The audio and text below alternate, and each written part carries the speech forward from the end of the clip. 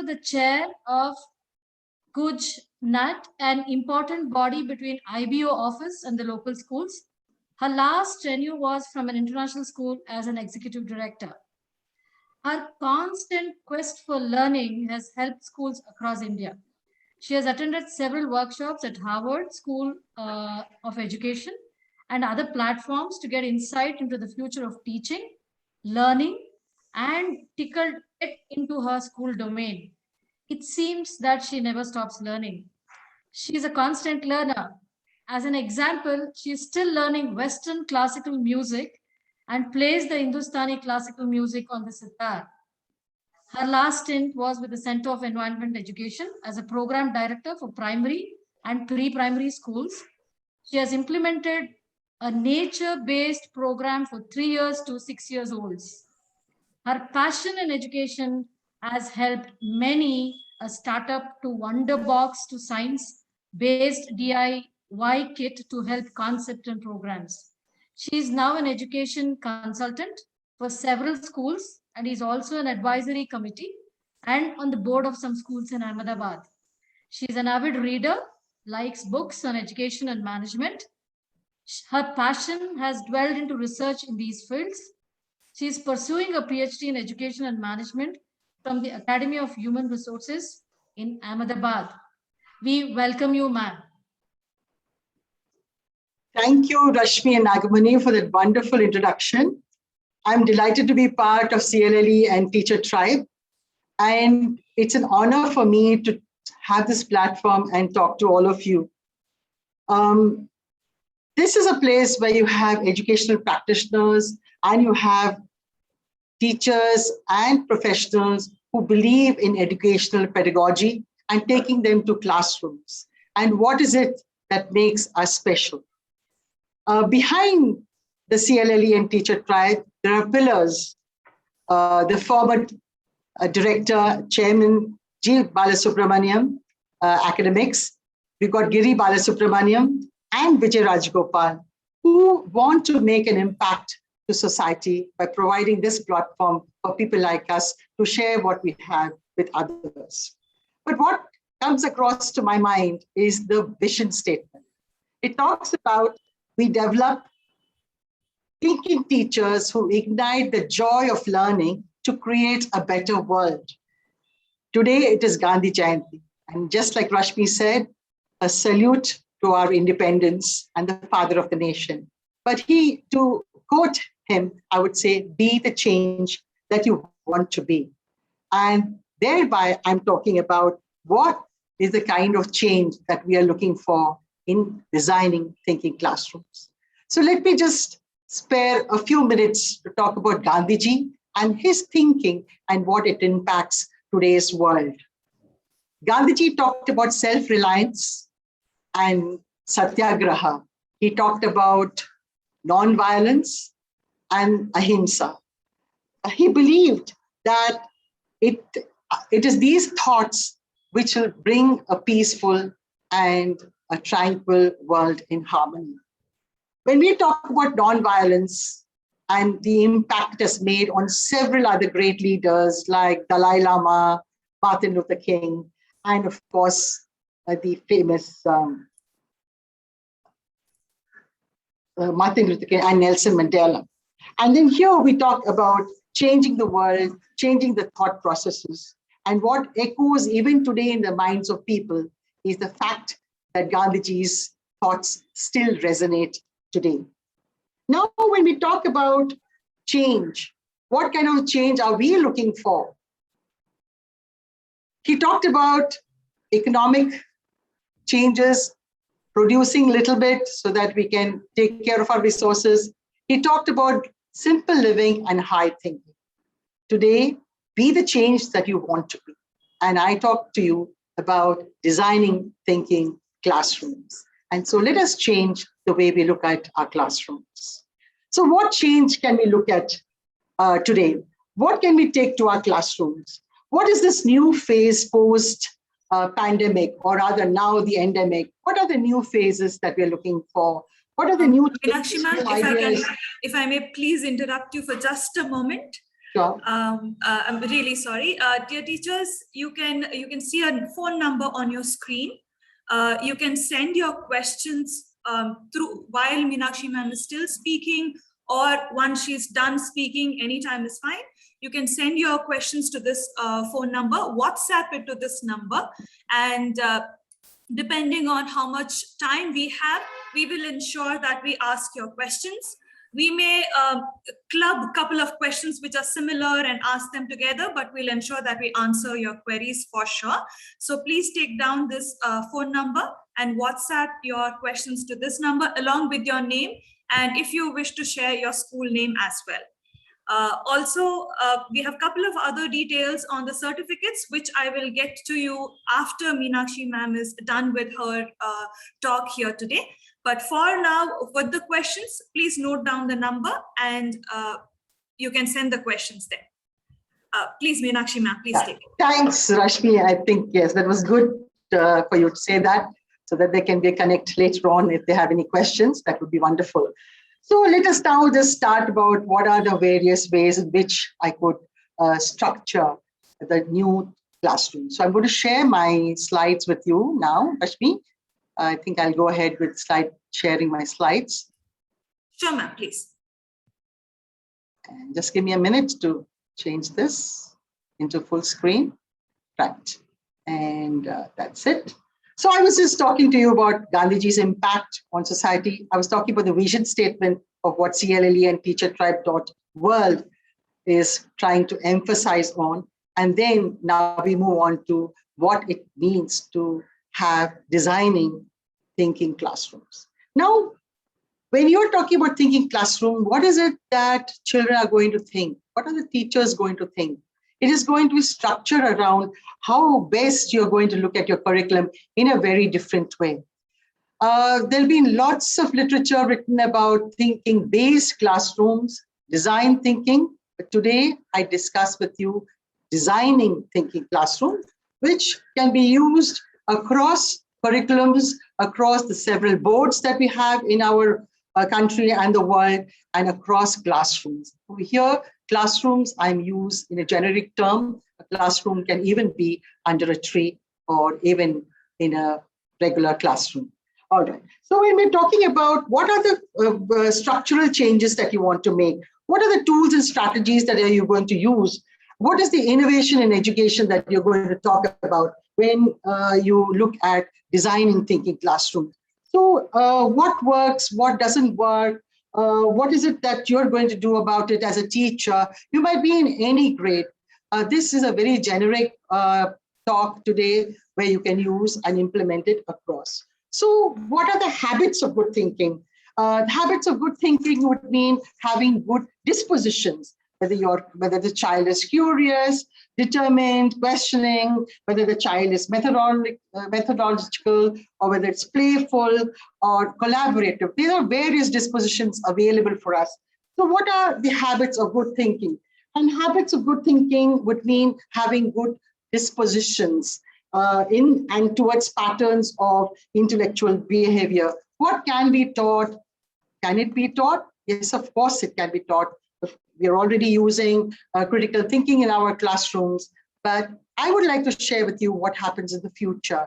Howard Gardner shared with us the 5 minds of the future, and he said that it is a disciplined mind, a synthesizing mind, a creating mind, and 2 major other aspects, a respectful mind and an ethical mind. And now this is all to link our diversity of the diversity of our classroom, the cultural milieu, the way the social milieu, the economic milieu, and all of it put together to bring in the cognitive spectrum. So that's in a nutshell what the future is looking at. How are we going to program ourselves to a new curriculum, or maybe make changes when schools reopen? Some of them have reopened, and now when we are setting aside looking at the new education policy 2020, this is the time to start, because after a long gap, children are just looking forward to get back to that interactions. So designing classrooms has its own challenges and opportunities. So what would be the 21st century challenges and opportunities. So we're talking about teachers having intellectual competence. We're talking about collaboration and teamwork with innovative ideas. We're wanting teachers to be reflective practitioners. Look at your curriculum and keep evolving. When the technology is moving ahead and things are getting obsolete, what is it that my students will take with them? And that is good thinking. We're looking at the uniqueness of the learner. Teachers are looking at the uniqueness of the learner. What is it that is required for computing skills or ICT skills in the next millennium? So we're looking at collaboration and building collaboration and thereby trying to make an impact to society. And what is it that we're going to transfer? We're going to transfer the learning environment which are linked to beliefs. Why beliefs? Because beliefs are aligned with the lens of the conceptual understanding. Knowledge is everywhere, but we want designing thinking classroom to be learner-centered classroom, where there is empowerment of the student, where there is learner autonomy, where you give the freedom to the child to do what they wish in a structured manner. So you're providing them provocations or triggering or providing them a certain amount of exploratory tables for them to understand the knowledge that they want to or the knowledge that they seek. But most important is trusting the students and having empathy. High on our list is empathy today. With the pandemic, things have changed so much that we are now looking at the emotional quotient in such a big way compared to what it was earlier. So looking at students with a unique, where they are unique individuals along with empathy. So if you look at what we have today, you're already aware, most of you are aware of inquiry-based learning, problem-based learning, and about project-based learning. John Dewey, way back in 1906, talked about Project Lawn, and he talked about creating multiple ways of giving students long-term projects for them to understand, largely related to economics or the study of employment or study of the statistics that's involved with population or with unemployment or with how the government works. Problem-based learning would be very simple as giving an example of pollution, water pollution, sound pollution, and various air pollution. And then what are the solutions based from that problem? How do children come about? And then, of course, you have inquiry-based learning with all the subjects together and all the subjects that you do in class today. We can talk about understanding beliefs and values, which will link to international mindedness. The Earth's physical geography has an impact on human settlement. We can talk about government systems and how it impacts the lives of citizens. So how you choose your government is going to impact you as a citizen. So as early as you start with citizenship for children, it is a good way to make them understand that one vote makes an impact on the government. So these are all hypotheses which you can use in the classroom by way of making a statement or making a hypothesis in a regular classroom also. Look at space exploration. Today, we're talking about space exploration and new discoveries. How is that going to impact our world today? Just a few days ago, I saw something about Planet 9 and then the gravity and the gravitational pull of the Earth and the planet. Well, we're still working on it. We still can't know, but then we've already gone to space and back. And then there are drives and rides to space where people are sort of queuing up. So what is the impact of space? What is the impact of the solar system? What is the impact of these new planets that are emerging because NASA is able to produce those kind of things? Look at plant diversity and the well-being, right? When you talk about plant diversity and how it can affect the well-being of people and living things. Look at animals and how they get endangered because of displacement of their homes. So these are all the various ways in which you can make it a learner-centered engagement in the schools for children to have effective ways of learning. And that is the crux. making it student-centered. So our beliefs and actions. Why are our beliefs and actions very important? Our beliefs and actions are important because what we believe in directly leads to the values and thereby the actions. What we act upon, choose, act, and reflect depends on our belief systems.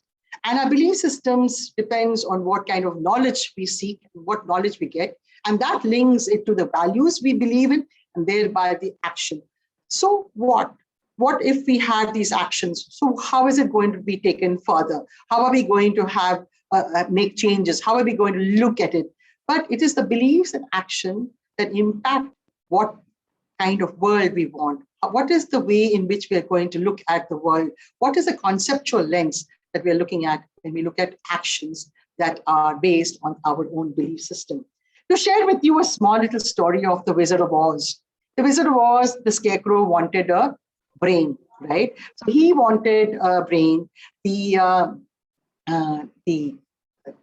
lion wanted, the coward lion wanted courage, and then the Tin Man wanted a heart. Now this all goes simply where the Scarecrow wanted good sense, the wooden Tin Man wanted kindness, and the lion wanted, from bravery to courage and how he would be. But what's important is the Wizard of Oz gave a degree of philosophy to the Scarecrow.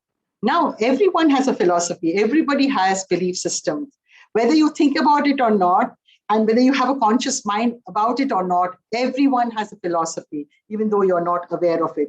So there is a deeper message which goes with the Scarecrow and the degree of philosophy and how we connect it to what we have. So when we look at our belief systems and patterns, that is what we think of. Now, when we look at our belief systems, it also has a major impact on what is our mindset. Carol Dweck talked about mindsets for children, growth mindset and fixed mindset.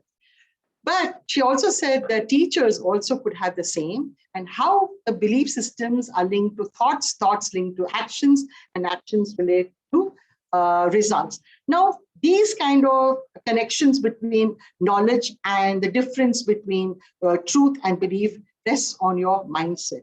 So whether you talk about a mindset, what is the most productive way of teaching with a mindset linked to thinking? It would be whether you're able to question, whether you're able to examine, create, solve situations where you are in and where you have an opinion or a point of view. And thereby you can talk of how it's going to, again, have an impact on what knowledge and how you get that knowledge.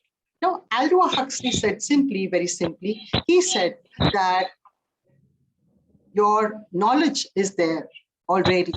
It is your understanding that will make a difference. How is that understanding going to be different? Because every person's understanding differs. And that is why when we have knowledge across, how do you understand? And that would make a major part in how we look at the ways in which we learn. So it also depends on our skills, our attitude, and how we would look at some of those things. I think there's somebody who is not muted. Can we ask them to mute? And there is some kind of a noise. So maybe have a look at that, Rashmi. All right. Teachers, I request all of you to please mute your mics. I think it's creating some sort of a disturbance. Yes, ma'am, please go ahead. Right, so thanks a lot. So then when we come to knowledge, again, understanding of knowledge in a classroom where we want everyone to be thinking, thoughtful teachers make thoughtful children, thoughtful students. How are we going to bring that in? So when you know that knowing is the difference between truth and belief, what is a truth, what is a belief? Many years ago, Nicholas Copernicus told us that the earth revolves around the sun. There is a solar system. With the help of Galileo's telescope, he was able to explore the universe. The belief that time was the earth was flat and that the sun revolved around the earth. But what was the truth? We came to know that the earth is a sphere based on reasoning, based on testing empirical evidences and the sources and making comparison. and proving a point at that time. So Copernicus was able to tell the world, when there was an eclipse, he was able to tell the world that it is the earth that revolves around the sun, and there's rotation and revolution. And then, of course, everybody now believes that. But when you're looking at thinking classrooms, designing thinking classrooms, paramount to it is let the questions be the curriculum. Now, why do you want to have questions be the curriculum? Socrates, way back 2,500 years ago, said it is the questions that make you explore what you want to know. Now, there are different, now today we have come to structured ones like closed questions, open questions, funnel questions, probing questions, rhetorical questions. Socrates had a very simple way. You have to clarify what you want to know, examine what you want to know, identify what are the assumptions that you're making for you to know, and then define your point of view. And there can be many perspectives to that. Now, Socrates said, when you start asking questions, you start volleying about it. Constantly keep asking rhetoric questions, back and forth, then to clear your misconceptions, to discover the half-truths, to discover that some of those beliefs are not true, and then talk about the academic controversies that you can create, and thereby hold those questions important to begin your thinking-based classrooms. And it's so simple, you don't need any resources. The only thing you need is a brain. Now, when research tells us, by way of Piaget, he talks about prior thinking. He talks about thinking skills and content construction. What does he mean by that? Instruction. When he says that, he believes that you start with prior knowledge and then start with the purpose of learning. What is the purpose of learning? Why are you learning what you're learning? What is relevant? What is engaging? What is challenging? Why are you seeking to understand what you are? And thereby, these thinking skills and content instructions become very important, because you have to realize that the skills involved start with simple, basic questioning skills. Now, if you look at thinking skills and content instructions, let us look at what would be, to move ahead, what would be the approaches to teaching and learning. Students need to have social skills, because in a classroom where there are lots of children, you need to develop their interpersonal skills, very important for the emotional quotient. Research skills, where you're looking at research skills in a very big way. How would they sort of observe, or how would they collect data? How would they formulate the understanding? How would they come to conclusions? Will they be using media literary skills, or even ethical use of medical information? Today, after every slide, if I have taken it from the internet, I say copyright. And that is because of academic honesty. So earlier on, when you're talking about research skill, academic honesty becomes important when you provide reference or when you want to quote somebody. So when I said Socrates, I quoted Socrates, and thereby making it relevant, and then also looking at respectful and being ethical. That's very important when you're looking at the future now. Communication skills has become the most important of all today. And why is it so? Because when you want to have a discussion, when you want to talk, when you want to argue, when you want to give your point of view, your perspectives, what are your responsibilities towards how you speak and why you speak? And thereby exchanging information and how you communicate by various ways, whether it is through media, whether it's a written communication or a spoken one, what are the various ways of communicating? That is important, and probably looking at the quantitative and the qualitative aspects of communication skills that takes a thinking classroom well ahead of others. Now, to make all this happen, you need self-management skills. Therefore, time management becomes important, and make students aware to complete a task within a certain time. Now, when you look at thinking, then how are you going to transfer your knowledge using the following skills that I just spoke about? Your mind, your brain is divided into two parts. Obviously, That's what they say, the creative thinking part and the critical thinking part, the creative and the cultural part, and then your logic and your maths logic part, or the critical thinking part, where you analyze and evaluate ideas. So there are 100 billion neurons in the brain, the human brain, and it's like an enchanted loom, waiting and ready to wave a unique tapestry of creative self-expression. Are you providing that self-expression to the students? Are they able to express their feelings in whichever way that they want to, by way of written communication, oral or otherwise? So what kind of thoughts run in your brain? What kind of thoughts do you think of? What are the thoughts that come across right now?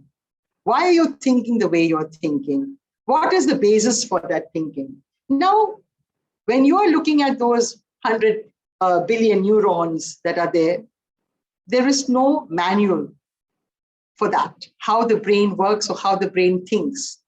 There's a manual for a car, there's a manual for the oven, how it works, but how the brain works and how it functions in terms of the thinking process, we still have a long way to go.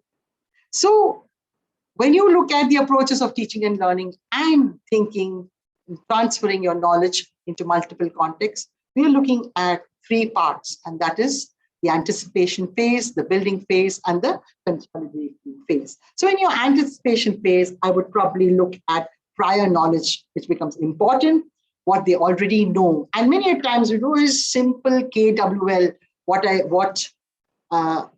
know, what I want to know, and what I have learned. And now we've added one more, what I know, what I want to learn, how will I learn, what I have learned, and action. So what, we've done all this learning, how is it going to be used?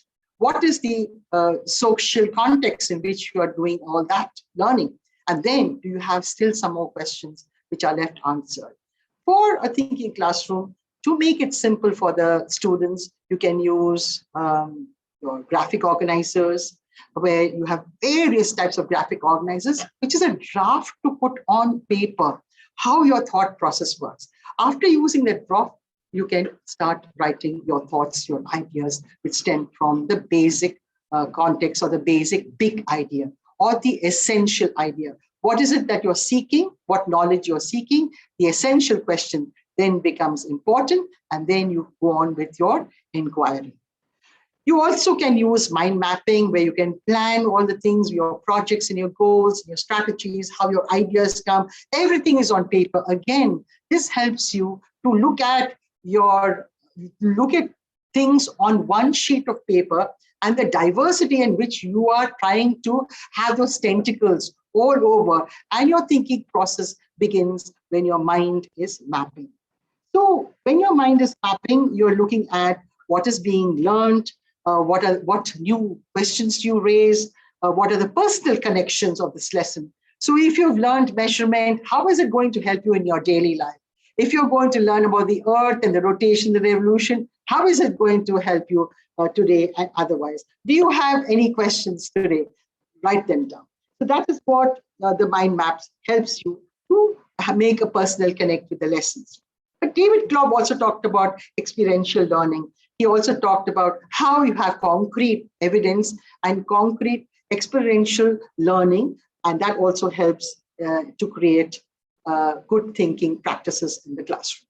But again, very important is creating a culture for thinking. What is the intellectual character for the children to have? How will you create this intellectual character? Peter Lichdal talked about thinking-based classrooms for mathematics. He said, start with a problem which is your own. So your mathematical problem you create of your own, number stories to be very, very specific. From those number stories, move on to solving them, putting them on paper, sharing it together, debriefing them, looking at the process. So when you're looking at it, you're looking at the process of learning, sharing that process, correcting, decorrecting, drafting, redrafting, and then the final edit. And when the final edit comes, you make presentations for your classroom, and then you come to your assessment, where you have assessment in groups and assessment individually to actually find out whether you have learned or not. There are facets of understanding. They've got backward design for all of that, and which helps in creating a culture of thinking. But culture of thinking, the onus goes to Ron Richard, who talked about intellectual character. He defined that there are 8 cultural forces that define our classrooms, and talks about opportunities, giving students opportunities. So even in a very traditional classroom, you can provide that one statement, that one big idea, that one big question for them to have a dialogue, providing them enough time and space to model on the thinking process. How do they think? Provide the right culture for the language of thinking. What is this language involved in? What are the kind of questions that you will ask? Provide the right kind of cultural environment so that the students are able to create that dialogue and exchange ideas, work in teams. What are those interactions, and why do those interactions help? Because I'm picking your brains and you're picking mine. And those interactions help us to have a healthy climate and a healthy environment in a thinking classroom. Routines, thinking routines build small little snippets in the classroom to provoke the thinking process. So it can be various ways in which you have tons of thinking routines to start with a big question and then to summarize. And several of those thinking routines help in understanding how to go about your big idea. And then your expectations or your goals or your expectations or your final destination of what you have finally learned. And when you have finally learned, you share your experiences and you set the whole agenda to again experience the process. And you share with the classroom what your experiences are based on the opportunities that you have got. Now, for a culture of thinking and then to create an intellectual character, the teachers are already now all geared, but you need to have a philosophy of learning. So how can you make thinking visible? How do you promote thinking and make it visible in the classroom? Why do we need to have thinking classrooms, and why should it be visible? Because the students need to have routines to make thinking visible by way of engaging them in activities that will promote the philosophy of thinking. Now, what kind of thinking for problem solving? What kind of thinking for project-based? What kind of thinking for inquiry-based learning? And that was what, when you provide students to think for themselves, that itself is an achievement. So there are visible thinking routines which help children to think in a very nice manner. Right now, designing thinking classrooms, you could have a simple one, claim, support, question. And I make a claim that designing thinking classroom is the order of the day today. And then I make a claim why it is so, and then I support it with question. A very simple routine that I'm going to share with you right now. So Peter Didal also talked about the anticipation phase, the managing the flow of the phase, consolidation phase. Now, what is this anticipation when you introduce the big idea? Then managing the flow would be depending on the approaches or the skills that you have, depending on the challenge that you take. And that would mean, what is the link between skill and challenge? How difficult it is? What are the skills you have? If it is easy, what are the skills you have? And then they will consolidate their process of thinking. They will share with them, they will understand, and then make meaningful notes. Like I talked to you about Aldous Huxley and how understanding is different for different people. And then you make meaningful notes, and then you check the understanding, because different people will have different understanding. Now, for thinking classrooms, how to get started is as simple as thinking critically, having critical thinking in the classroom, have creative thinking in the classroom. So let's look at creative thinking and critical thinking, and then you have problem solving, or you have project-based learning. All of it is to start with how you can improve something, how you can design something, what are the prototypes, how will you take it forward, how will you refine what already exists in the existing system, how can you combine 1 and 2 and make something else, and or how can you invent? So there are several ways, and right from architecture, art. If you look at Leonardo da Vinci's contribution to the world, you can think how creative he was. He was able to imagine, invent a whole lot of things that we still use today. And then he was also able to analyze, break down, compare, and put it together to bring in, to invent something, to improve something. Even today, when the helicopter goes up on your in the sky, you can put the contribution of Da Vinci's initial ones. When you look at gears, you look at Da Vinci. When you look at the paintings of the Renaissance, you look at Da Vinci. So you have the critical and the creative thinking to bring in a refinement of how you're going to learn.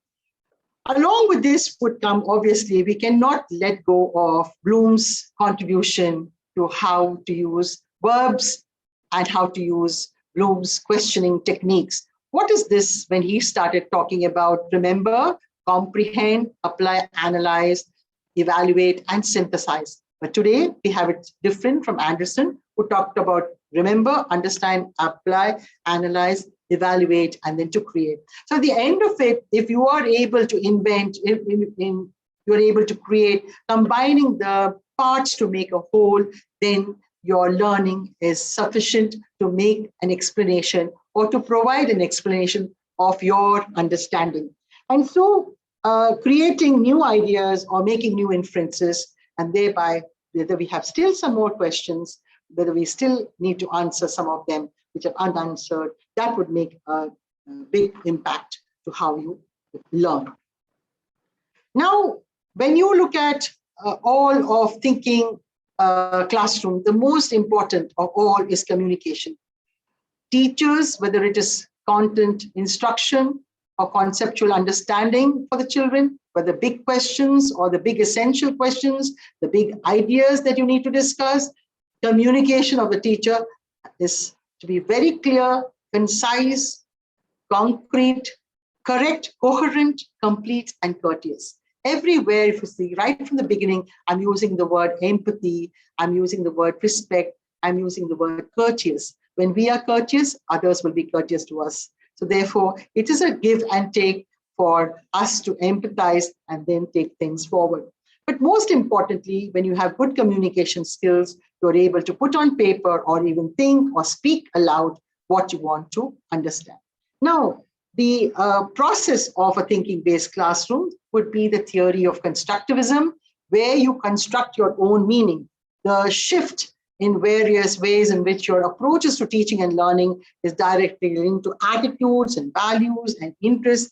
Thereby, we're talking about how best we'll be able to construct our own meaning. When we construct our own meaning, automatically we remember it for life. We are all lifelong learners. So then what becomes very important is, what are the characteristics of a thinking classroom? How best can we think of content? What are the questioning strategies that we've got? What is it that we are going to, what is our shared responsibility? What is this, that inquiry and openness?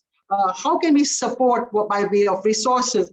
How can we give support or debrief or give that little nudge to how the children learn? What is the arrangement of a space that we have in the classroom for them to provide that impetus? What is the fine balance between direct instruction and orchestrate what are all the various activities of the students in the class to groups of students, and then striking in the right chord for them to engage in thoughtful conversations.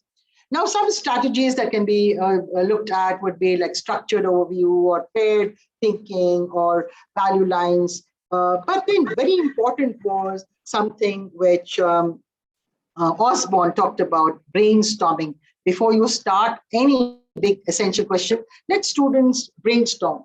In fact, way back in 1938, Alex Osborne talked about brainstorming. Later in 1978, he talked about pariah and prashna. It is there in the books and literature where he talks about this, what is outside the purview of your knowledge, what is outside the purview of what you want to understand. And thereby the prashna or the question becomes very important when you want to generate many ideas and about the topic. So questions become the engines of intellect.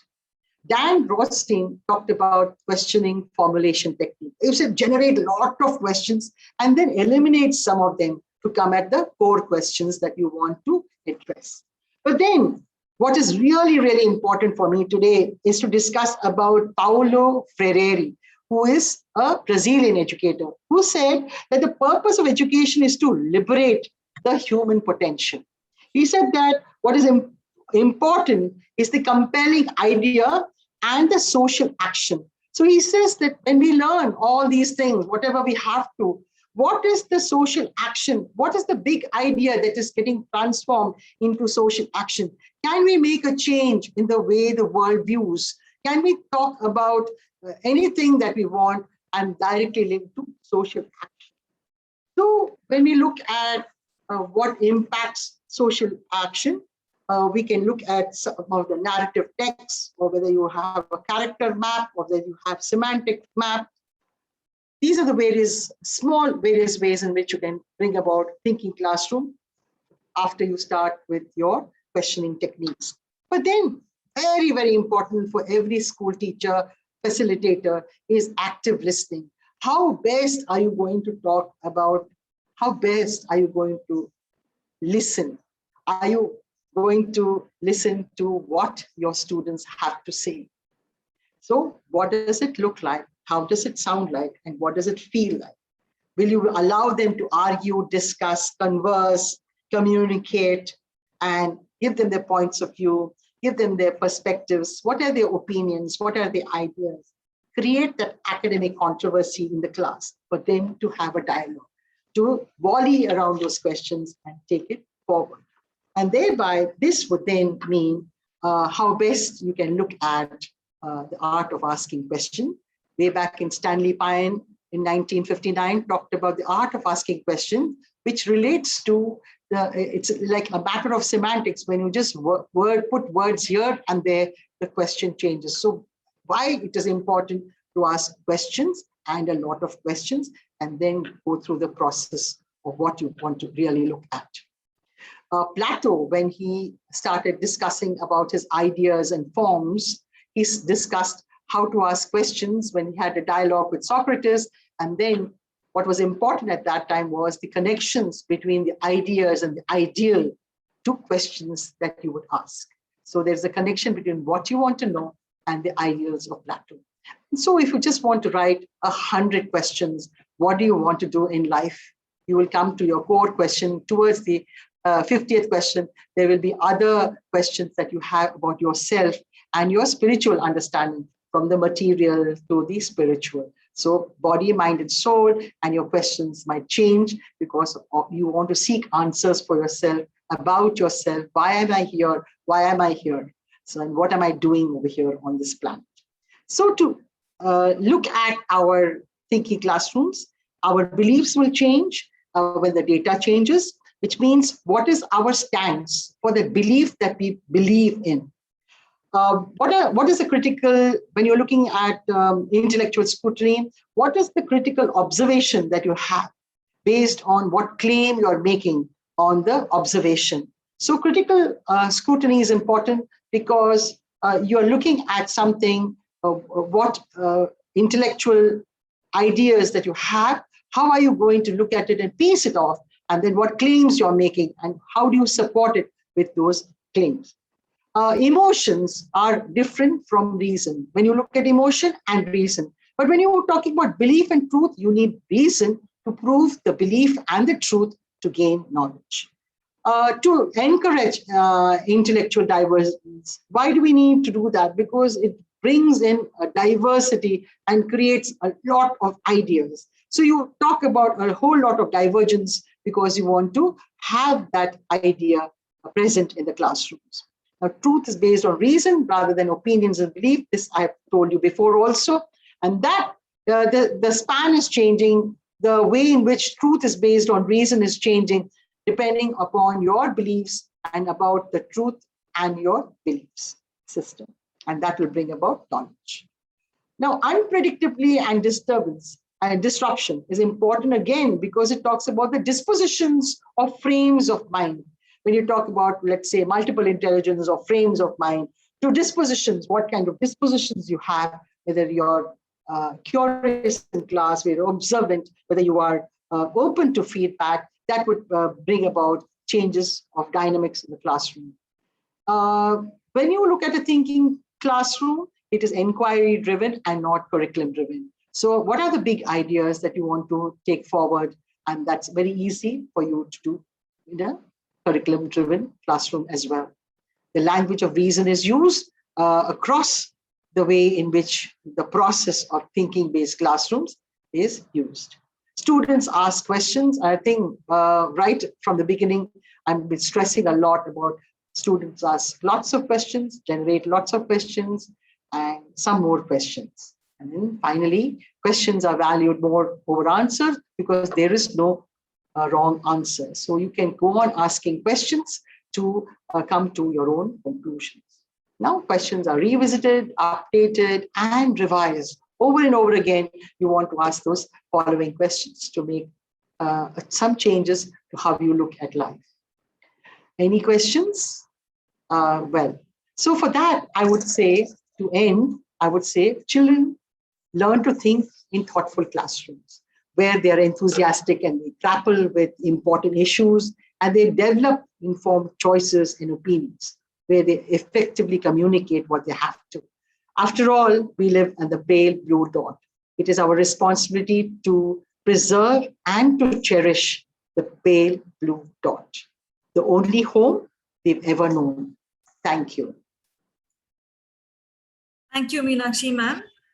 I think you've given us a lot of food for thought with this designing thinking classrooms. You've got us to think, that is for sure.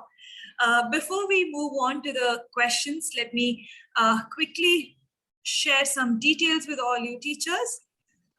This number has already been shared with you. I'm still putting it up again. In case you have any questions, please WhatsApp your questions to this number along with your name and the name of your school. For any reason, if you want to get in touch with CLLE on our other programs that we offer for teachers, please get in touch with us on these mail IDs. Both these mail IDs are functional and we will get back in touch with you. For certificates, we have been distributing certificates for the previous webinar as well. And even for this webinar, you will receive your certificates. In any case, you are welcome to get in touch with us for certificates on this particular mail ID. It's Dr. Nagmani's mail ID and she will get back in touch with you. But I would like to request, I'd like to inform all of you that we will take about 15 days to get back to you with the certificates. Only reason being, we are a little more meticulous with our certificates. We validate on who have taken part and then send the certificates. So please bear with us if we take a little bit of more time to send the certificates back to you. All right. With all of this, I think, ma'am, we can move to questions. I have quite a few questions here for you. All right, let me just get the question back here.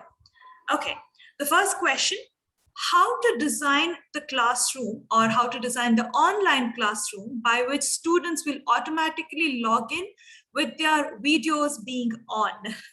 I think this is a problem that most teachers are struggling, or they don't know how to manage this particular issue that they're facing. So can we design a classroom in a manner that the children have to keep their videos on? Right. So whatever topic or whatever lesson that they are going to learn on that particular day, give them a debrief on what they have to be prepared with. Because in an online class, if there is no engagement directly with the students, then it is like chalk and talk. I just keep talking, you all keep listening. And we all know that only about 5% is retained. When there is an engagement with the student and the teacher, then automatically there will be. Right now, if I were to ask you, in your chat box, write down, what are all the ways in which you can put videos up? What are all the various videos that you can show your children for that particular topic? You will immediately write a few. Now, if you're not giving that engagement to the student, then they are not interested. You can ask questions and ask them their point of view. Every time you have a particular lesson, you can ask them questions. because there are different types of questions that you can ask for every single paragraph that you're doing. So you don't have to read and make it boring. You can have paired reading, you can have shared reading, you can have brainstorming sessions. But if you, for the same topic that you're discussing, so you're engaging the students. So now, right now, if I were to ask Nagamani, can you share with me your thoughts about Gandhi Jayanti and how you are celebrating at your school? Nagamani will immediately tell me what is happening in her school. Or if I were to ask any teacher right now, Rekha, I can see her here. I can Rekha from Vidya Niketan. I'll say, Rekha, how did you do Vidya? Did you do some activities? Immediately she will, and then automatically, because I am pointing out to Rekha, there will be antennas up. All of them want to know what she's saying and what he's saying. And then based on what they say, I have another point of view. But I need to encourage that talk. That's why I said conversations, argue, have that concise, precise talk going on, have that dialogue between them, keep volleying about them. For that, teachers need to be adept at asking very good questions and let the children answer. There is no wrong answer. Let them answer and ask further questions. So as soon as I stop, I ask some more questions. So that would be one way of engaging. Now, if you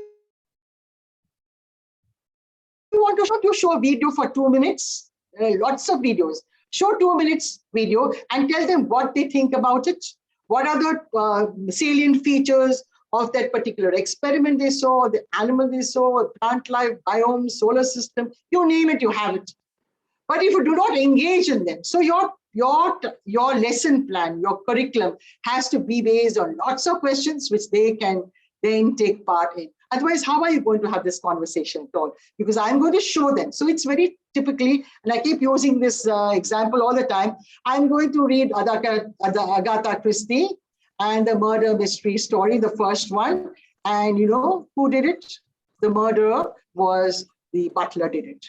So I've already shared what they want to know. So already the minute I've exposed the murderer's name, they are not interested in this mystery at all. So how do I create mysteries in the class? How do I create magic in class? It can only be by having a dialogue with the children. And when you have a platform like this, make small, short engagements. Have narrative texts. What are your points of view?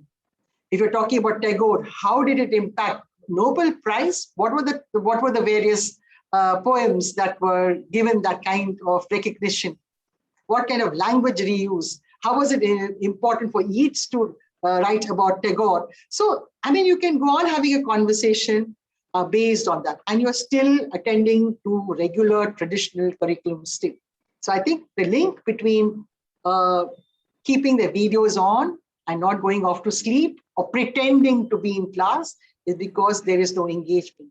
If there are smaller children, do kinesthetic, let them be involved with some experiments, let them touch and feel and do. So if you have a lesson, the only thing is you have to take virtual classes, then you need to prepare them with it. So it's a pre-task for the task that you have to conduct. I hope I've answered. I hope they don't sleep now. No, I don't think so, but the way you have the response that you gave, the solution that you gave, I think that also makes the class interesting for a teacher, not only for the child, because the teacher is also getting to know so many more things that you otherwise don't get to know in a traditional textbook. So I think the teachers also end up learning way more than they would otherwise. The simplest way, I mean, if you want a structure, just go to Bloom's taxonomy, look at those verbs and start asking questions. Simple as that. Each of those have got, so this is a suggestion. So you do not know how do I ask question, open-ended questions? How do I ask questions? Just follow a structured, pedagogical, method in which you can ask questions. So that is my solution. And all the best, ask questions. Any questions? Right. The second one here, ma'am, is that how can we design a classroom that will imbibe values to our students once they come back from the online mode of teaching?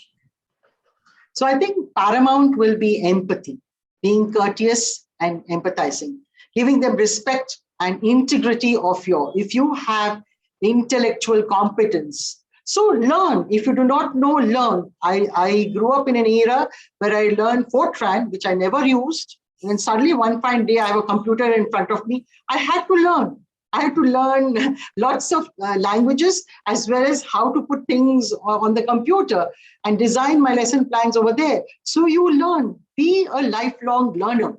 There is no age to learn. So keep learning, and that will really help you. So your intellectual competency is really important, because the students are expecting more than what they can from by a click of a button. Click of a button, you have got 30,000 sites. If you are going to allow them to have a mobile in front of them while you are taking the class, they're going to click on Google and find out what it's all about.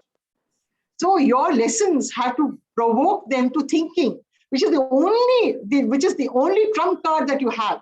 What kind of questions you will ask, he does not know. So that is your picking up that little magic wand, or removing your magic hat and sharing it with the class, right? Use various lateral thinking of the 6 thinking hats to bring that engagement in class. So designing those classroom involves very important factors of how to ask questions, how to design them by giving them that engagement, by providing that stimulus. The next question is from me. You did mention saying when it comes to thinking, and we have to encourage them to ask a lot of questions, and we have to ask questions ourselves. I also believe that to ask questions, a person must always have a lot of curiosity. And that's the most important factor to ask questions. With children, when they are very little, kindergarten or even younger than that, or class 1, class 2, they are already very curious and they are asking a lot of questions. How is it that when they grow up, where are we going wrong that we have to reinforce them to ask questions again when they already had it when they were little? Where are we going wrong? So Neil Postman said, children enter as questions and leave as full stops. Right? And this is what you have said. Why is it happening? Because when they have a lot of questions on curiosity, I'll just share with you, my granddaughter asked me in a rainbow party, where is black? Now that's a physics question, but that was a fantastic question, right? So that she's 3.5 years old. Now, that is what you're saying, Rashmi. When they're small, they ask these questions. What happens when they grow up? Because teachers are not providing that provocation. They're not giving them the triggering factor. They are not giving them the anticipation phase for them to ask those questions. So you're not, when you're going to start a lesson, today I will talk to you about igloos, and Eskimos live in igloos. You've already given it.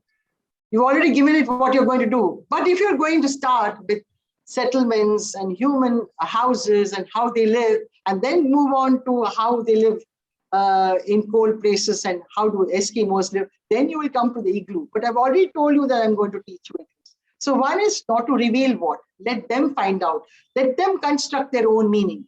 Now, to encourage a lot of questions, I would suggest simply start asking questions to the children.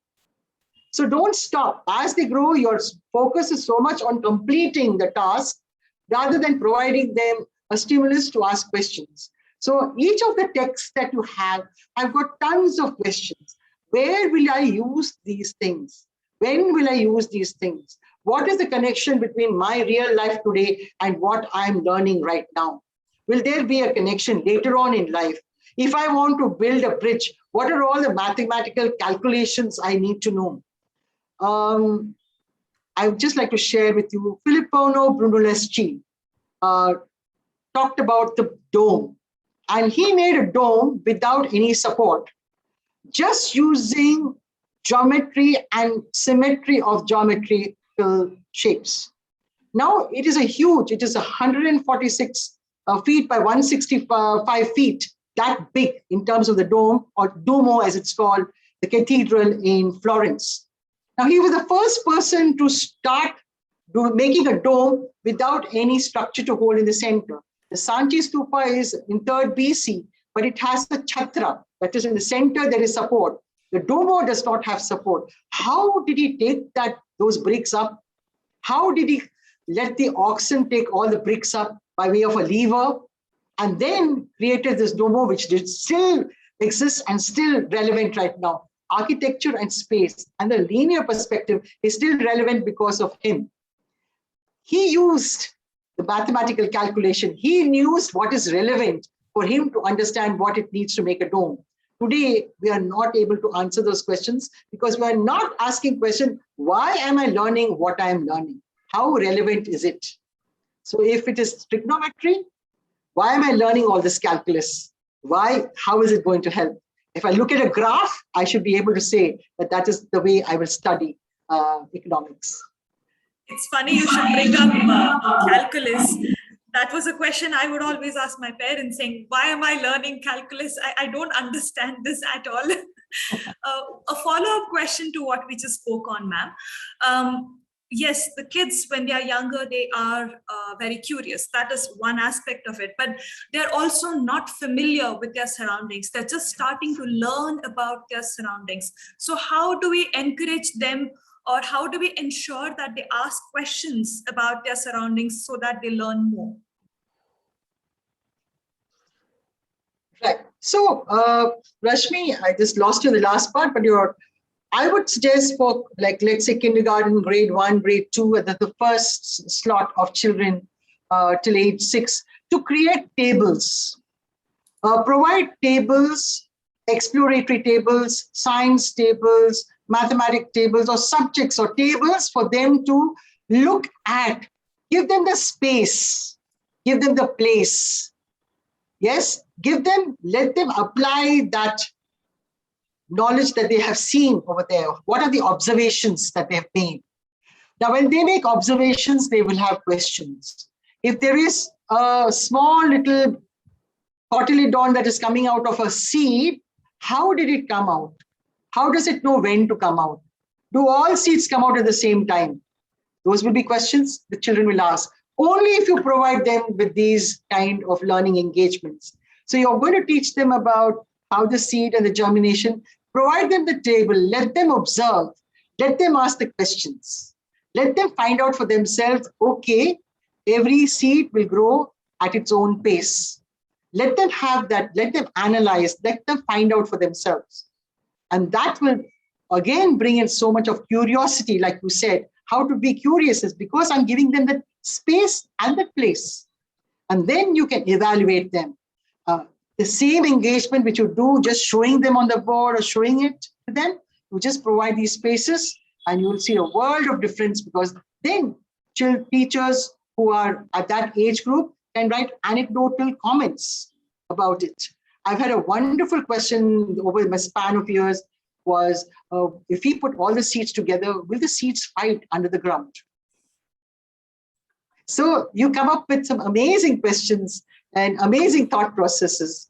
Higher up in classes, I've heard about the caste system and what happens if somebody of a higher caste marries somebody of a lower caste. We allowed that conversation to happen in the class. Only then they will be able to discuss. So you provide those learning engagements for the children to observe, and it is like a little scientific experiment. It's like your learning cycle. You observe, you look at things, you find out what happened, and then you come to your own conclusion. You're constructing your own meaning. Your big idea gets addressed. And then your cycle comes. And then you still have further questions to be answered. The next question, ma'am, is, does NEP speak of thinking classrooms? And if it does speak of thinking classrooms, how important is it going to be, or what is the importance that NEP has given about the thinking classrooms? Right. So I think as educators, I talked about first intellectual competencies, collaborative learning, how teachers should get adept and equip themselves to 21st century skills. Today, the generation is talking about AI. We're talking about a technology-driven society. If teachers are not going to even provide thinking, which they have in their hands, then it is going to fall apart. So if you are going to provide lessons which will equip them with 21st century skills, which is what the NEP is talking about, inquiry-driven classrooms. thinking, questioning, becoming paramount. STEM in a big way, art and liberal arts in the sense where in higher education also, they're talking about transdisciplinary in nature, interdisciplinary in nature. How are they going to make this possible? Teachers have the very basis of having dialogues, having conversations about knowledge. So whatever you have to do today, have a backup of what you want to read before you go to a class. I remember teaching in college. For 1 hour lecture, I needed 4 hours of reading to go to a 1 hour lecture. I think the same stands for teachers today in classrooms, in an online class or face-to-face. You need to equip yourselves and not read the textbook. The textbook is a skeleton. The textbook is a skeleton for you to just browse through. Everything else, teaching and facilitating those questions, facilitating the art of having a dialogue is in your hands. And if you make your classroom interesting, there will be interested students. Interested teachers make interesting classrooms. So how do you bring that interest in them? How do you bring that imagination and curiosity? Only if you ask curious questions, only if you ask imaginative questions, only if you ask adventurous questions. There are so many types of questions which you can keep asking them.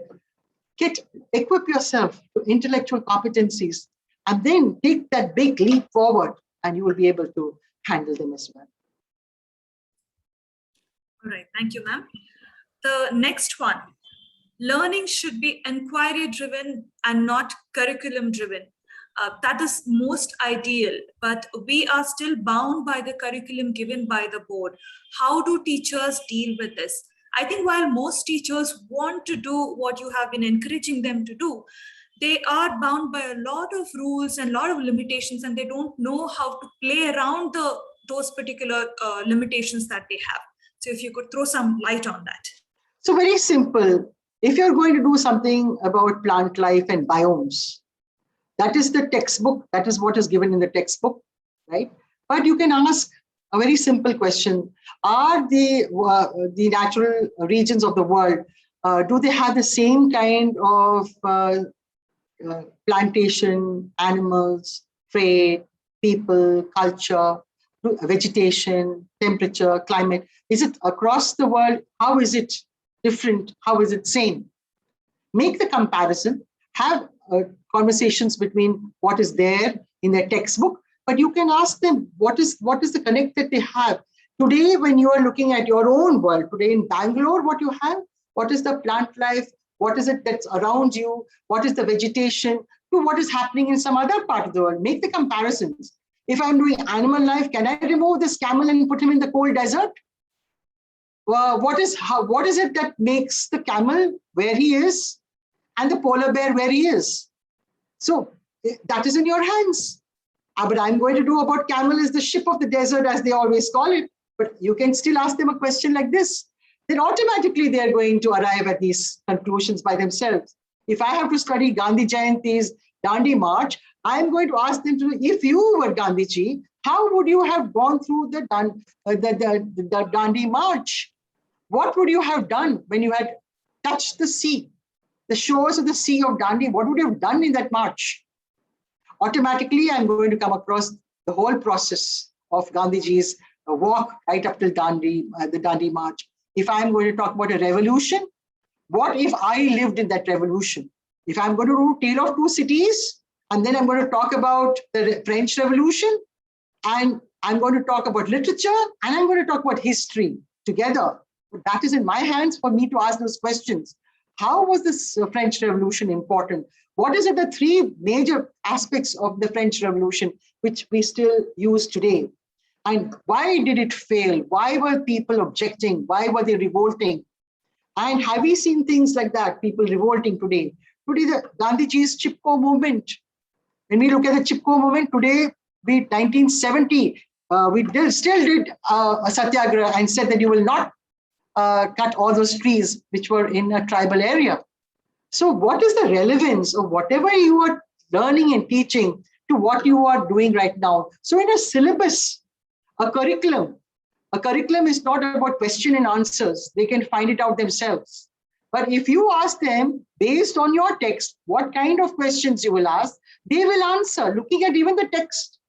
But ask them some more questions. How is it relevant today? So if they're going to look at art, what kind of art do you see in the Renaissance movement to what kind of abstract art do you see today? What is Indian art? Is the Varli art different from cave paintings? Why don't you make a comparison? It's in your hands to ask those connections that you make with yourself and the textbook and the world outside. And I would say take it further to local to global. And then bring in that cultural context. Then bring in, if you're going to talk in Karnataka and puppets, I want them to know about Yakshagana. If you come to Ahmedabad on 14th January, you have to learn how to fly a kite. And now if you come in the Navratri, you need to know the Garbhas and you need to dance. So I'm looking at what is it that connects you with yourself. The learning becomes you're important for yourself and enjoyable because you are able to make those connections, because it becomes relevant to you. Otherwise, it is just something that I read and I wrote and then I answered the question and I don't remember. So I always tell, during my orientations, I would say, okay, parents, now it's time for you to write about the Bulgarian Revolution. I'm going to give you precisely 3 minutes. You can talk to your wife if you want to ask about this. And there is, after they will all look at me and I will say, there is no Bulgarian Revolution. You have to make thinking visible. How do I make those connects? With thinking routines, with making thinking visible. So if I give a provocation, if I'm going to read about a revolution and then talk about the French Revolution, then it is about having a context to what was the Indian Revolution, what was the French Revolution, what was the American Revolution. So if it's the history, I make those connects. If I'm talking about ancient Egypt, if I was a pharaoh, how would my social structure be? What will I eat? How will my parties look like? That would be my talk about if I was a pharaoh, whom will I call? Or how will I, if I was the queen, how would I put my makeup? Because that's all there in the Egyptian civilization. What kind of bread I would eat, what kind of drinks I would have. So that is there in ancient Egypt, ancient Rome. You can make the connections today. How bread has become evolved today, but it came from Egypt. So what is the connect between today and yesteryears, or now and the future? So I'm in the center. I'm looking at the past and the future because it's the power of now. Right now, I have to think before and after. And what was the things that I will learn, which is my past, that I will take to my future? And Rashmi, I really believe that the only thing that will stay with them is thinking, because it's the brain and their minds which will be thinking in different ways, only if you provide them with this. So inquiry-based learning is all about providing them those provocations, smaller ones with tables and experiments. Let them have problem-based engagements for them to work on. So that would be a nice way to bring in inquiry-based learning in the classroom within the existing textbook. So you just have to look at your text and make a hypothesis. So if you're doing something on plant life, you make a hypothesis that the plants that we see or the trees that we see today have an impact on the way we breathe. Simple. I'm going to do this cycle. So the nitrogen cycle, the oxygen cycle, how is the plant related to the oxygen? But we never discussed that. How does a trickle of a water from a mountain come and become a huge river and goes into the sea? Until then it is drinkable, then it is not drinkable. When does it stop? When does it stop being sweet? When does it become salty? What is the density of water? We never discussed this. What is the volume? That is it. What is the density of that water for us to discuss about what it will be like? So every textbook, every lesson can be made into a hypothesis for them to learn. And that will trigger off an inquiry-based learning in the classroom, following your NAP, following your textbooks, completing your lessons. And making it interesting, they will not switch off their videos. Thank you, ma'am. The next question is twofold. The first one is how to deal with children with high IQ along with others without making them feel left out, especially when we are designing classrooms that way, thinking classrooms and in an online medium. The follow-up question to that is, we also need to ensure that we fulfill the socio-emotional needs of students with creative thinking, and that is a challenge. How do we ensure we do that with our teaching? Right. So there are two parts to it. When you have gifted children or children who have got abilities more than the class benchmark. So the class has got a standard which you have set. Now, different schools have different benchmarks. So obviously, this kid who is in grade 3 already knows grade 5 level or is in the process right up till grade 5. So how do you make it different? Extension activities where already the concept is taught, and then because in a minute the child is able to finish it, provide extension activities, which means the teacher needs to provide small little learning engagements for their child to be working together.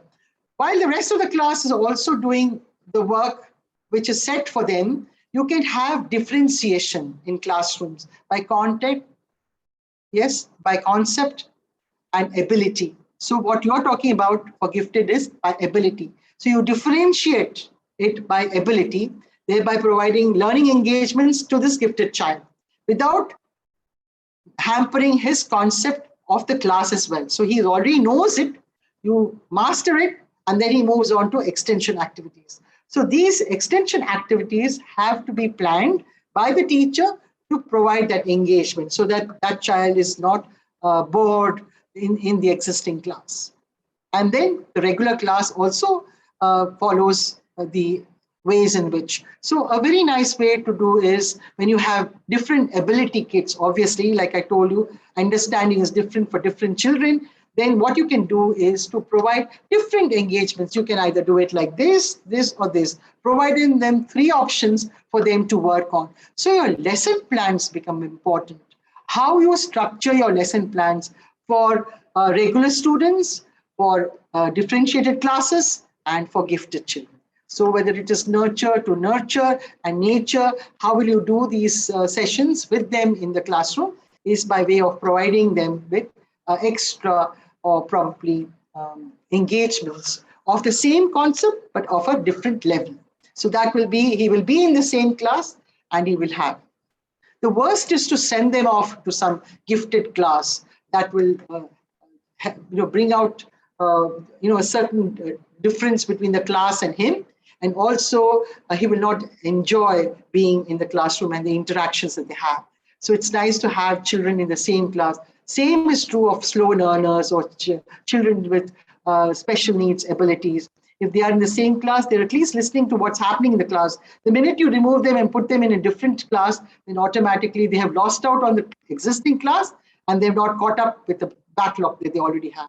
So these kind of children need special attention, not during the school hours when they are in class, but where is the assessment that takes place to which level they are, and then providing them with those engagements. So whether it's gifted or otherwise, they need to be differentiated by way of ability or content or concept, and then providing them with those engagements.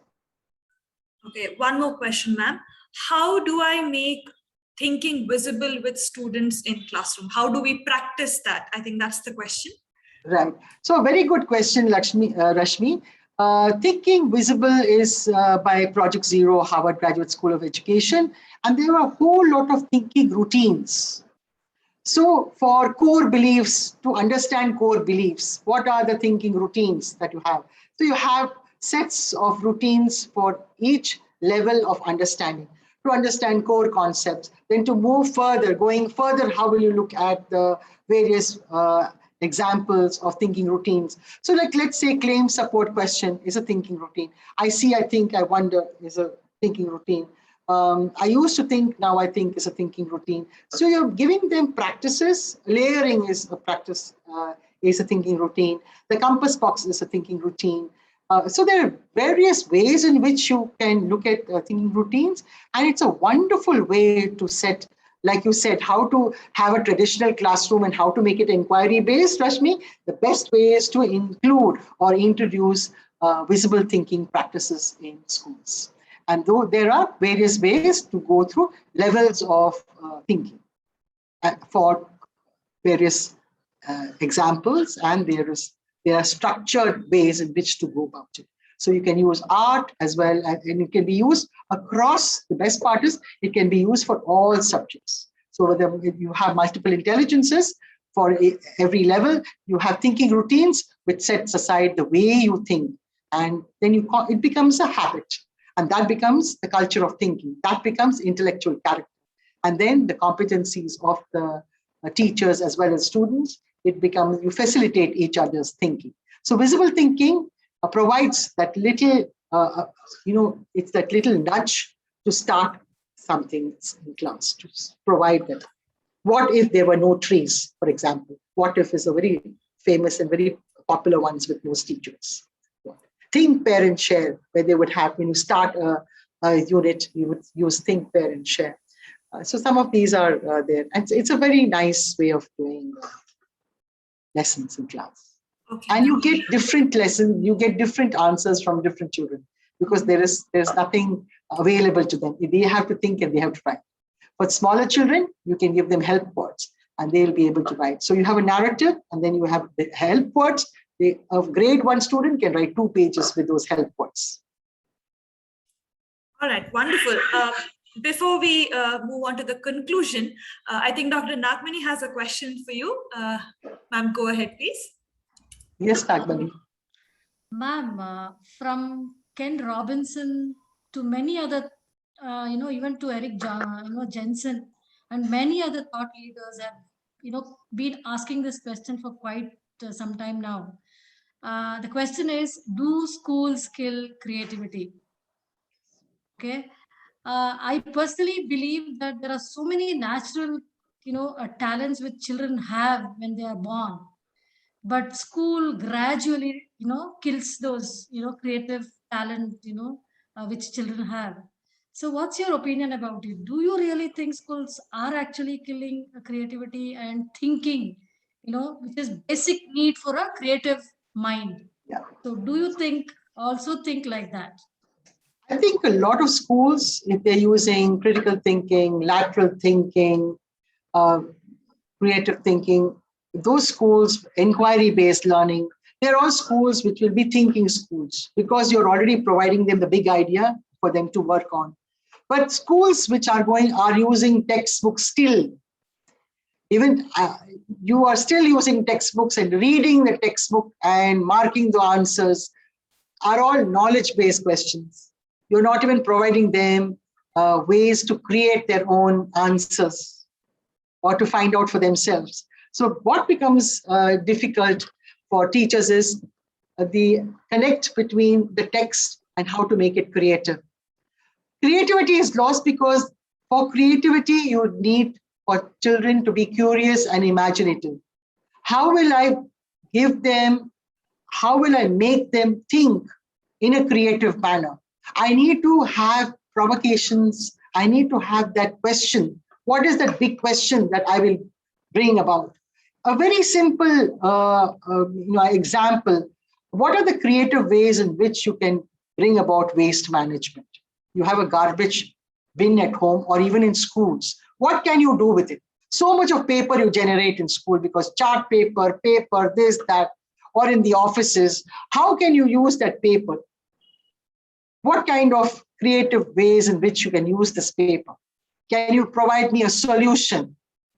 And what are the ways in which you will do it? Will it help in a social action? Like I said, Paulo Freire, the educator, talks about making that social connection. Whatever you do, if you do not have that social connection, it is meaningless. To be creative, you need a creative mind. How do you have a creative mind? Is for you to, you need to think about creativity. What is creativity? What are the possible ways in which you can have a particular way of thinking? So very simple. If from home to school, what are the various ways in which you can come? It's a creative question. Simple. But no, you are coming By bus, I know. You've finished it. You've killed it. You come by car, I know. Killed it. But I can hop, skip, and jump, will be one child who will say it. That is a creative way of coming to school. I might be just living next door. Why have you not thought of that answer? Because you have not thought about it. So I can skip and jump and come to school because I live next door. I can come on my skates because it's next door. My mother will take the skates back. I can come on a bicycle, but we have already assumed. So teachers, when they start assuming for the children, it becomes like playing for Floyd's classrooms. There is no thinking. Everyone is equal. There are machines. So best is for teachers to make them think, let them think of that topic. What is the big question all about? If the government is going to be doing something for citizenship, what is my impact? What does a local self-government do? What does the municipality do? What are the ways in which I can ask the municipality? What is my right? What are my duties? But no, I have already said these are the 6 things which is written in the textbook. So I'm not allowed them to think. What are the other things that I can still add on for sustainable development? How can I remove poverty? 2030 Sustainable Development Goals talk about removing poverty. There will be no hunger. There will be water for everyone. Can we reach there? We have to. Let's ask our children to think about it. Let's ask our children to think about how to reach there. So creativity is all about looking at anything for that matter, even if it is a text in literature or a poem, how they will look at the poem in a different way, looking at art in a different way. When you're looking at nature with animals, why should animals be in a zoo? Why can't we have natural surroundings? Are we in a cage or they are in a cage? So you have to provoke that thought process. Only then they will have creative answers to it. What are the various ways, other than a cycle, what are the other ways in which you can have a 2-tired vehicle to come to school? Can my suitcase change to something else? So I remember we did one session called Creativity, Innovation and Design, where they will come up with anything that they come across. So of course, the most popular was, it was like a computer machine, a small little machine like that. Just like you put your printer, you put the homework and the homework comes out. So you had things like that, where you just sat down and they would put the shoes. So what are all the things that are difficult for you? What will you do? So you just sit down and the shoes clip on automatically. Your bag comes out and they're like gadgets. Make them think like that. Only then you can come out to bigger solutions, better solutions. You know, this National Innovation Foundation, which talks about local, very, very simple. It's like the Indian jugaad. How does this happen? Because they are creative in where they are. Now, just by using a cycle, he is actually threshing the corn. So that is possible only if you have allowed them to give that. But igloos, we are going to talk about igloos today, and Eskimos live in igloos. Finished, chapter over. So I don't even know what it feels like to live in igloo. Now, is it cold? I mean, if I touch ice, how will I live in that igloo? Those questions are never answered. What if the stilt? Now, what happens when a house is built on stilts? How deep does it go? What if it shakes? Because here you're talking about structures. What if it shakes? How does the bridge, what is the definition of a bridge? And how does it remain like that? So if you're in Calcutta and you don't understand how the Hooghly Bridge is made, you have not reached it. What are the creative ways of making a bridge? So you have to ask creative questions. You need to get them be imaginative. It's like get the juices out of their brain. It's like getting a whack on that right side of their head to explore it. What kind of a chair will you make?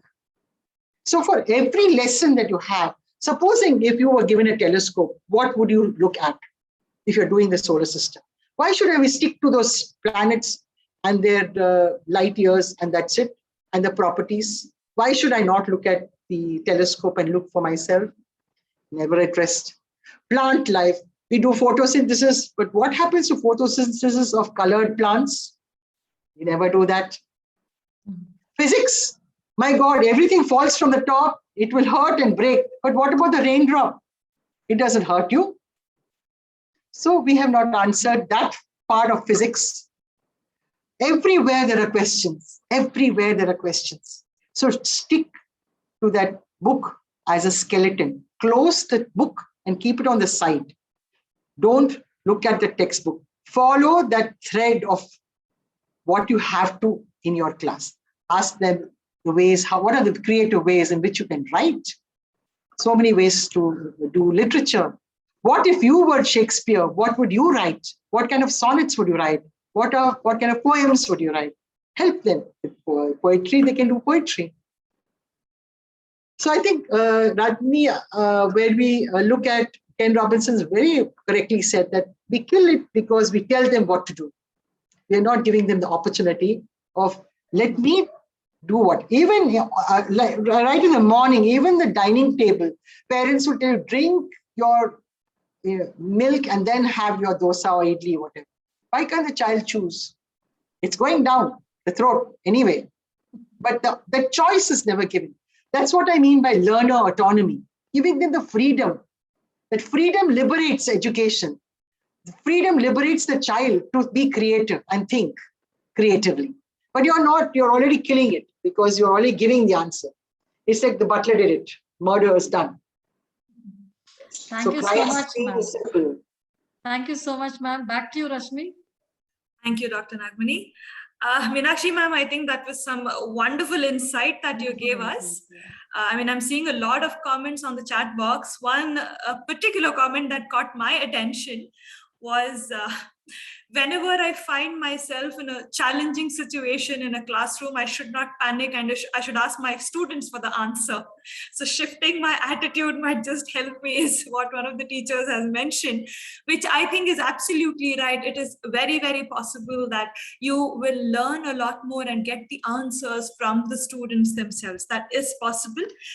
So I think all of us teachers and even as human beings, we need to be open to such things and just ask the questions, let them give you the answers, and I think that will definitely take us forward. I need to add over here, Rashmi, most teachers have a very, I must know it all syndrome, and they get nervous when they are not able to answer. But you start with the premise that we will learn together, then you will not be stressed. Most of the stress is because of intellectual competencies, because they do not know. What if they ask me how many light years the sun and the earth, or what if they ask me 16 multiplied by 4 is how much? I do not know. So that I do not know for teachers, I would suggest is let us learn together. We are going to find out this together. We will explore this together and enjoy the class together. I'm not a person who's supposed to know everything. I'm only facilitating you. I'm going through directions to these different kinds of things. So like what you said, what you said just now, it's challenging. Let the children answer. Yes. Let the teachers also feel comfortable to get that response. Yeah, so teachers, I think asking questions in exams is not the only thing you need to do. You need to ask questions in your classrooms as well. And it will definitely help you all to stay calmer in the way you manage your classrooms too. So don't take that much of stress. You don't need to. You all are already doing a wonderful job. So share the responsibility of learning with your students and do it together. I think that is what will help all of us move forward. All right, ma'am, thank you so much for this wonderful session. We have got messages pouring in on what a practical session. Practical is a very commonly used word in the comments that we are receiving today. And I think that is what most teachers are missing, because many speakers speak about a lot of theories, but they do not give practically suggestions that can be implemented practically in their classrooms. And I think that is where you have helped them today. And a lot of teachers have acknowledged that. So thank you so much for being a part of this and for giving all of us this amazing insight and a lot of solutions to move forward and to ensure that we design thinking classrooms going forward. Yes, ma'am, go ahead. Thank you, Rashmi. Thank you, Nagmani. Thank you, CLLE and Teacher Tribe World. It's been wonderful to share my experiences. There's still lots to learn. There's still so much. What I gave you was actually a skeleton of designing thinking classrooms. Thank Well, you I think, so ma'am, much. the skeleton also will help us a lot. It has definitely laid the foundation, and that will definitely help us. Just some concluding thoughts for all of us to take away. 2 points that will definitely stay with me is create mystery and create magic. That is very important for us. The second thing, if you don't know, learn together. I think that's the most simple yet best solution that we have found today. If you don't know, learn together. So let's follow that and ensure that we have interesting classrooms and interactive and thinking classrooms henceforth, and not get nervous or stressed about how the students are going to learn in case we don't know. Thank you, teachers, for joining us here today. I'm very thankful to all of you for taking time out on a holiday and being with us. For all of you who have not been able to make a note of the email ID for certificates, the email ID is right on your screen. Also, please note, we will take about 15 days from the days of the webinar to send you the certificates. And by then, you should definitely receive your certificates.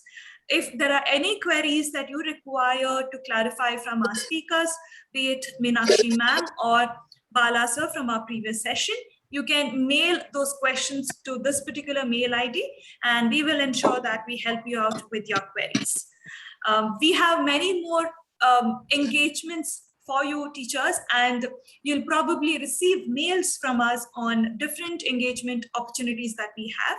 And we are actually very keen on continuing this association with you with different sort of engagements that we have for you going forward. Thank you so much for joining, teachers. Thank you, Minakshi ma'am. We will probably get together soon to discuss way more about designing thinking classrooms. Thank you for joining us, teachers. Thank you so much. Thank you so much. Thank you so much. Teachers, CLLE and teachertribe.org. Thank you. Namaskar. Thank you, ma'am. Thank you. Thank you, ma'am. Thank you, ma'am. Thank you, ma'am. Thank you. Thank you, ma'am. very much, ma'am. Thank you, ma'am. Thank you so much, ma'am. We missed you a lot. Thank you Thank so you, much, ma'am. ma'am. Thank you. Thank you so much, Thank you, ma'am, ma'am. for your guidance. Thank you so much, ma'am. Thank you, ma'am. Much, ma'am. Thank you, ma'am. Thank you, ma'am.